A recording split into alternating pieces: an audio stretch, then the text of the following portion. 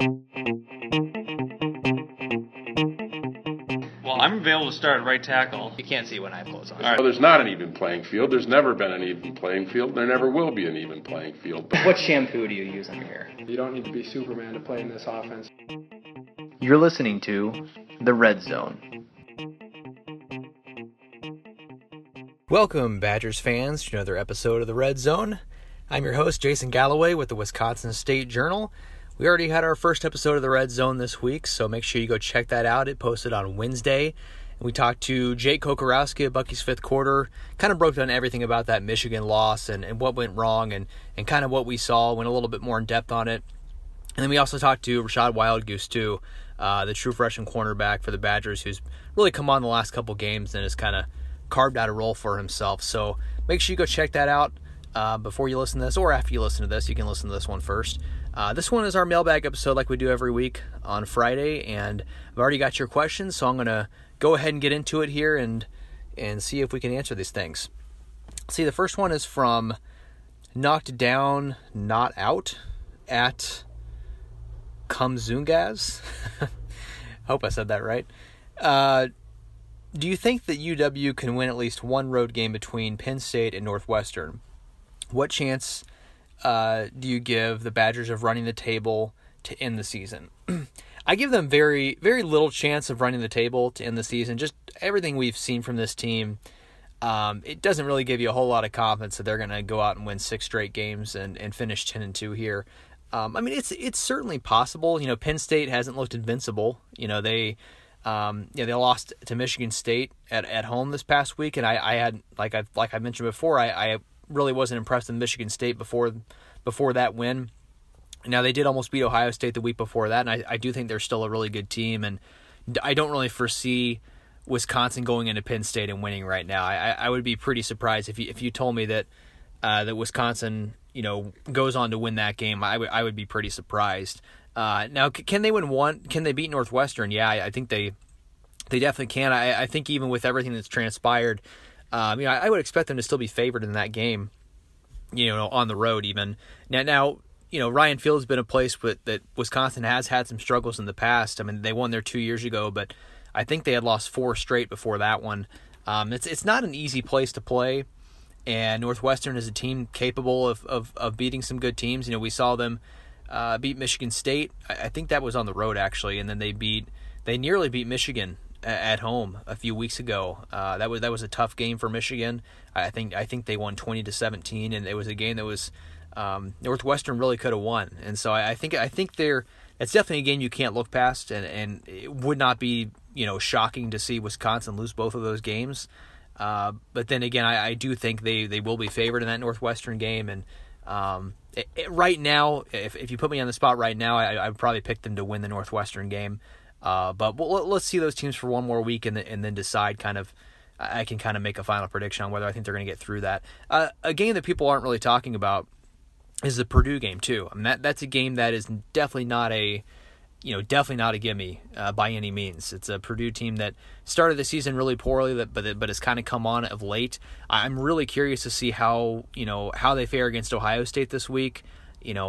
Maybe it'll be a blowout, but if they can show some things against Ohio State, even if they don't win, but they play well, maybe you start to worry about that game a little more. That's another road game. We talked about this before the season, how really it was possible that Wisconsin's 5 toughest games could, or at least 5 of their maybe toughest 6 games could be on the road, and that's definitely a possibility here. I mean, that Purdue game, coming right after the Penn State game too, is not going to be easy, and so. The best case scenario I see right now for them for the regular season is 9-3. Like I said, I don't see them beating Penn State. I do think they're definitely capable of winning those Northwestern and Purdue games, although, and I do think they'll be favored in those games as of right now. But I also think those are losable games too. And I think if they split the Northwestern and Purdue games, I wouldn't be that surprised. So I right now I'm thinking, if you put me on the spot, I'd say 9-3 still with a loss to Penn State, but 8-4 wouldn't surprise me at all. So yeah, I think that look.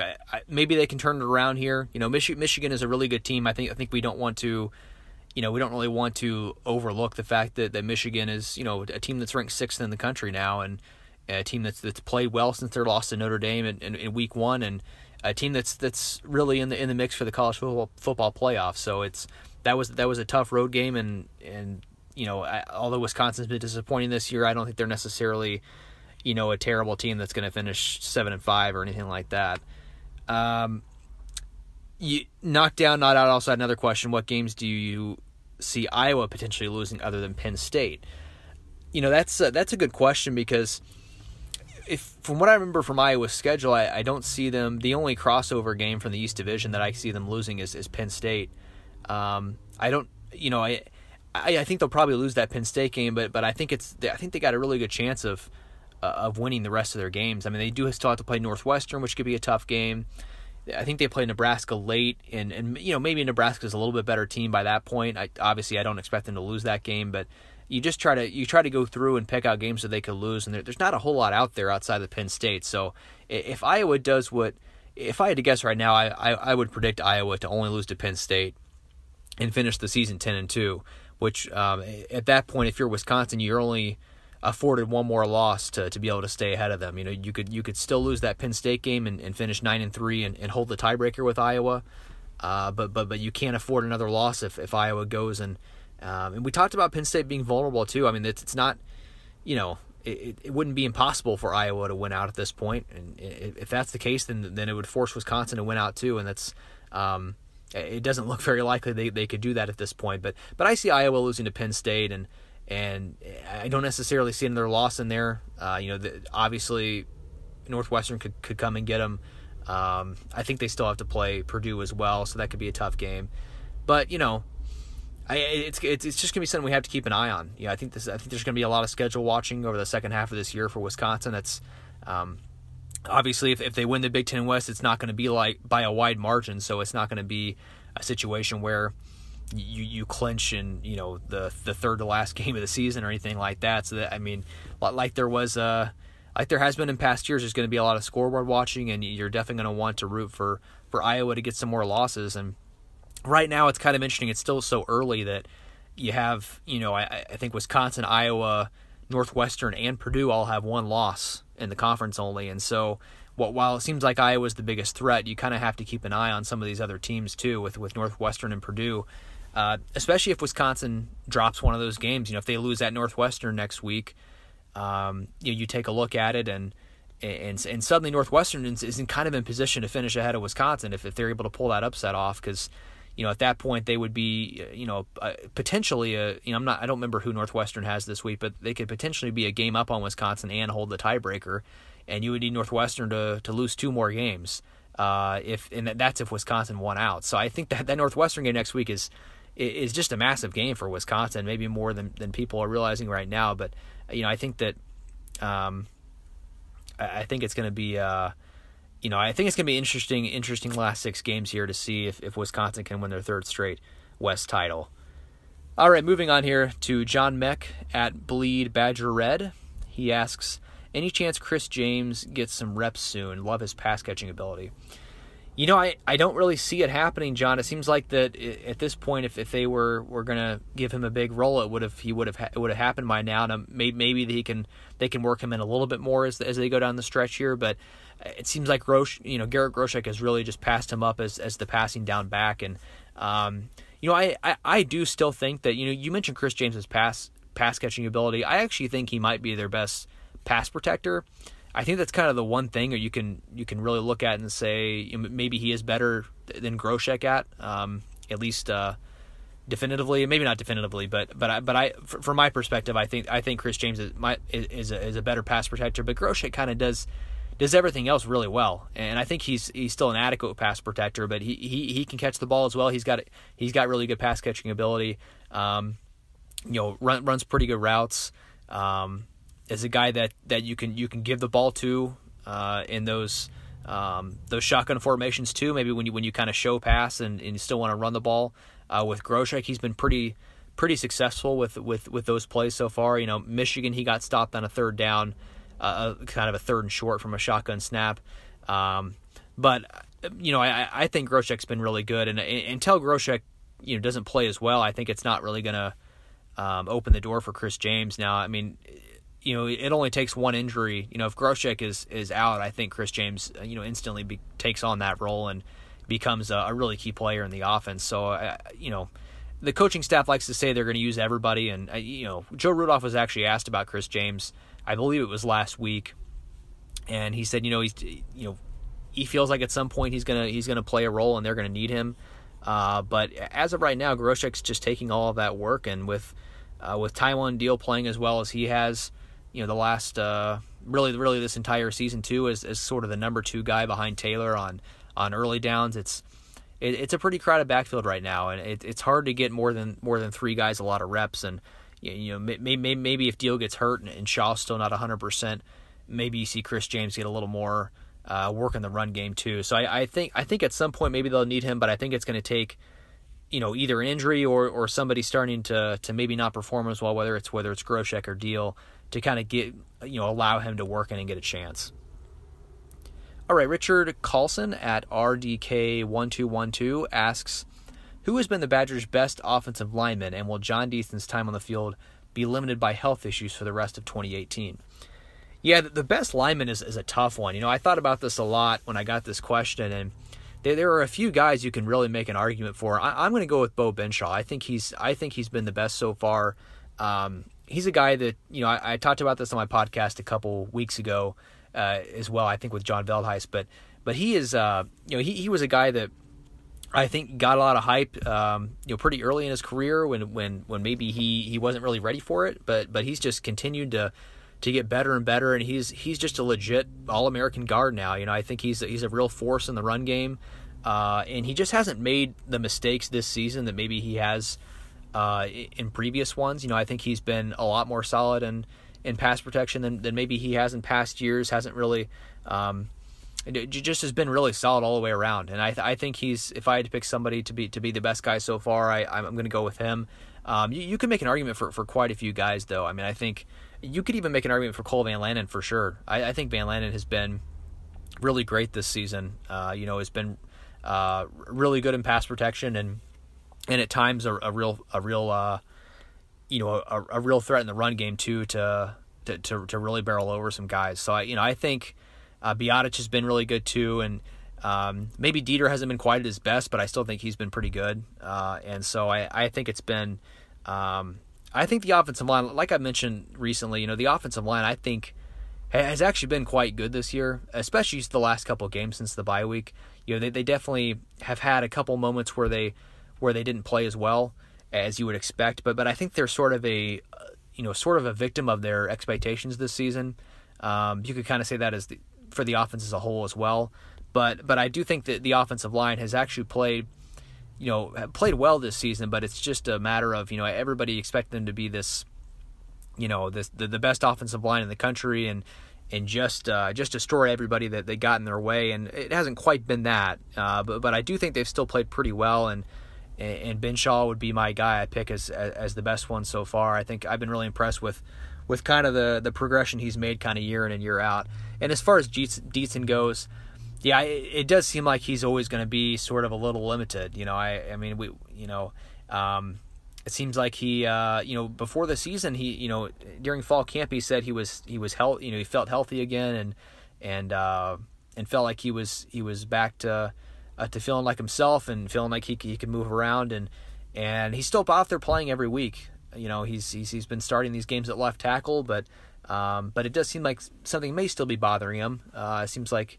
But I also think, like I mentioned earlier, Cole Van Lanen has been great at left tackle, and I think I got a question last week about why Van Lanen isn't playing more at left tackle, and I kind of agree with that. I think Van Lanen has been good enough to kind of take over a starting spot there, but they still like what Deason can give them in a more limited role, and I think he's been, for the time he's been out there, he's been pretty good, but like you said, Richard. I don't know if he's really going, in a position to be out there for every snap at this point. All right, Bill_Woj at Slow_Creek. He asked, who are some of your favorite coaches or players to interview or have been from previous years? Yeah, I guess from a coaching standpoint, Jim Leonard is great. He gives us, he gives you great stuff just every time you talk to him. He's just a really good quote. And he won't, he'll give you stuff that maybe other guys maybe wouldn't, he's just pretty open about stuff. You're not afraid to say things that I wouldn't say controversial, but just, like being pretty open about, his thoughts on Dante Carey-Williams in fall camp, for instance, just saying that he needs to give more effort out there. I just things like that. He'll shoot straight with you, and he'll tell you what he really thinks, and I think that's great. Dave Aranda was great in the past as far as a former coach goes. He was a guy that really nice guy, and a guy that was so smart and about the game, and he would talk to you in a way that really allowed you to, I guess, understand the nuances of the game pretty easily, and he was just great to talk football with. So as far as coaches go, I might go with those two, two defensive coordinators there. As far as players, I think Sojourn Shelton, as far as former players, Sojourn Shelton was always fun to talk to. He would give you some good stuff. One guy that's really become great to talk to is Michael Dieter. He came in when he was a freshman, a redshirt freshman at least. He was just a terrible quote, and it took him a while to kind of get used to talking to the media. And by now, as a senior, the last couple of years, really, he's been really good for us. So he's a pretty funny guy too. So he's always fun to talk to. One guy that's sort of, I think is going to be a real joy to talk to over the next few years is Jake Ferguson, the redshirt freshman tight end. He's already a really great quote. He's a really confident guy too. And so that's always kind of fun to talk to the guys that have a lot of confidence in themselves. Will be, give you some good stuff in that regard too. Dante Carey-Williams was good before he left too. He would give you some good stuff. There's really a lot of good quotes on this team. I guess I can't go through everybody, or I'd be here a while. There are some guys that, obviously there are some guys where you're not going to get, usually not going to get, great stuff. But I think that's on the team that there's quite a few young guys too that are already good quotes. You don't normally see, I thought a lot of times you don't normally see that. You see young guys kind of a little more shy and not used to talking to the media. And we actually, I think Wisconsin has some young guys that are kind of a joy to talk to already, and are going to be in the next few years be, be really fun to talk to and give us some good stuff. So I guess those are a few of the names that I've kind of enjoyed talking to over the years. And then Bill has another question. Who will the 4 starting linebackers be next year? Yeah, it's a good one too. I think there are a couple obvious ones. I think Zach Bond is definitely going to start at outside linebacker, and I think Chris Orr is definitely going to start on the inside. He's got one more year since he got the medical red shirt from a couple years ago. The second outside linebacker spot, I think it's I think Tyler Johnson's the big favorite right now. There are some other guys that could challenge him probably, but I think as of right now, he's clearly the number 3 guy in the rotation right now. And with Van Ginkel leaving, I think it'd be natural for him to step up and into that starting role. And I will have to kind of see if anybody like Christian Bell or anybody like that can kind of step up in the offseason. We're still a year away from that, so there's a lot of time for people to progress, and you never know how some of the really young guys, the freshmen, will kind of, that we haven't seen much of, will kind of progress. But I think that I think Tyler Johnson's the big favorite right now. The second inside spot is the real interesting one. I think it's really going to be a battle between Mike Mascalunas, Griffin Grady, and Jack Sanborn. All 3 of those guys I really could see taking over that spot. We haven't really seen a ton of any of those guys as far as in games. They haven't, obviously, with the depth they've had at inside linebacker with Edwards and Connolly and Orr all being there for a good while now. It doesn't leave a whole lot of reps for those other guys. And even last year, Arrington Farrar was sort of your 4th guy for a lot of the year. But, I think those 3 guys all have a chance to have a good future here, and it's going to be an interesting battle next year to see who does that. I think Sanborn has, even though he's a true freshman this year and is still pretty raw, I think he was one of their top recruits in this last class, and I think he at least has a puncher's chance for sure, a very decent chance of passing up those other 2 guys for that starting spot. So that's going to be a real interesting battle come next offseason. All right, Ben Berg at BergBen asked, does the idea of redshirting Cone have more to do with sticking with Hornibrook, or does Chris really believe he gives us the best chance to win? Above all, I think Chris still believes Hornibrook gives them the best chance to win. I think although Hornibrook had a really bad game at Michigan, and has had some moments in the past where he's made some bad mistakes, I still think the coaching staff believes that he's the best guy. Now, I think we've seen in the past from this coaching staff that if they think somebody gives them the best chance to win, that they're not really going to worry about the red shirt. I do think, obviously you try to redshirt guys in certain situations, but I think they've been pretty, they've really fell on the side of going ahead and playing guys if they can help them win. And if they thought Jack Cohn was, although they are trying to redshirt Jack Cohn, I do think if they really thought that, he gave them the best chance to win, and they thought, it was pretty conclusive that he needed a chance and that he was, he had passed Hornibrook, then I think they would scrap that plan and go ahead and play Jack Cohn.